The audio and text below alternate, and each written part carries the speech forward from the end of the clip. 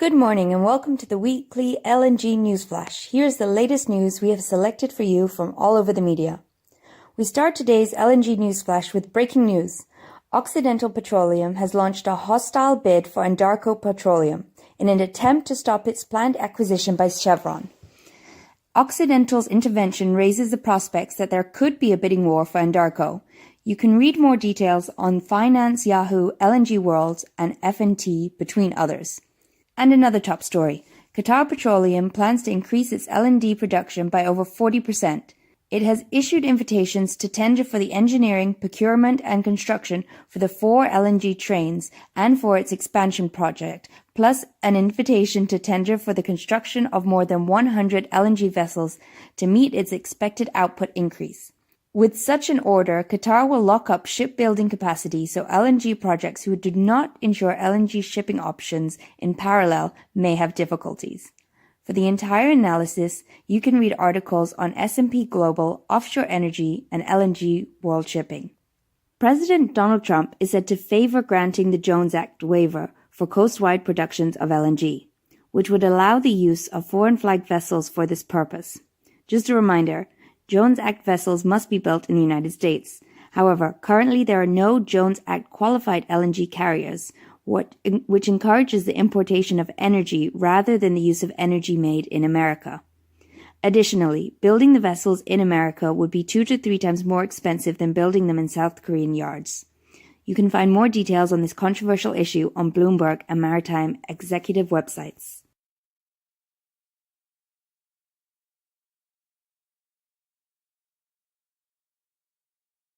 ExxonMobil has signed a 20-year sales and purchase agreement with Zhejiang Province Energy Group for LNG supply. The deal is significant because of the trade dispute between Washington and Beijing. However, as one analyst told Reuters, it is not part of the bilateral negotiations as the gas supplies will come from Exxon's portfolio production outside the U.S. You can read more on businesswire.com. Speaking about portfolio production, the world's biggest LNG producers, including Shell, Total, and Petronas, are increasingly selling from global supply pools instead of dedicated projects, as buyers force even more flexible deals. The entire analysis is reported very well by Reuters. We are all worried about LNG prices. According to Mr. Massimo Diodora, the head of global gas research at Wood Mackenzie, LNG prices will fall further, but will start to recover and even double within 3 years as supply additions slow down. The conclusion is that we should keep calm. This interesting insight of LNG pricing we can read on Hellenic Shipping News. 2 next pieces of news are on LNG trades, as this topic is pretty hot right now. Japan's JERA, the world's biggest buyer of LNG and French utility company EDF Trading, formally launched its trading joint venture, JERA Global Markets. A newly formed venture will handle spot and short-term LNG trading for contracts up to 4 to 5 years, as stated on Reuters. Vitol Group LNG Trading is moving its operations to London from Geneva. Since 2016, Vitol's LNG trading volumes have more than doubled and are compared to, by CEO Mr. Hardy, to a much younger crude oil market. We read this on Bloomberg. And last but not least, some other important headlines worth mentioning. U.S. LNG exports are on the rise as regulators have approved 2 new projects, Tellurian's Driftwood Terminal in Louisiana and Sempra Energy's Port Arthur LNG project in Texas, as we read on World Oil.